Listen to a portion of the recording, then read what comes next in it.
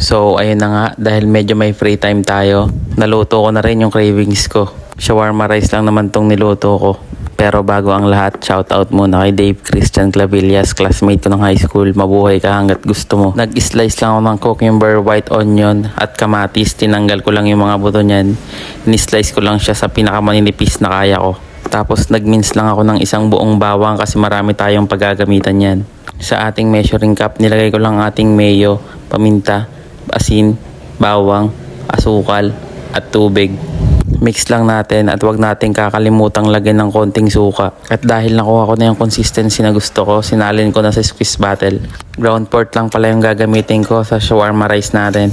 And then sa timpla kayo ng bahala kung anong gusto nyo, pero ako naglagay lang akong oyster sauce, toyo at paminta. Hindi ko na nilagyan ng cumin at paprika. Para sa rice natin, nagsangag lang ako ng kanin, tapos nilagyan ko lang ng turmeric powder para magkulay dilaw, and then chicken powder para may konting lasa. Dahil okay na ako sa lasa, plating na natin. Pinagsama ko na sa malaking bowl yung ating sibuyas, pipino at kamatis. Tapos nilagay ko na sa kanin. Lagay na rin natin yung ating gisadong ground pork, tapos lagyan natin garlic mayo at saka sriracha. Sa iba pala, pinaghahalo nila yung garlic mayo at saka sriracha, pero sa akin hindi na. Ito na yung ating shawarma rice. Tikman natin. Dahil nakaabot ka hanggang dito, kakapalan ko na yung mukha ko.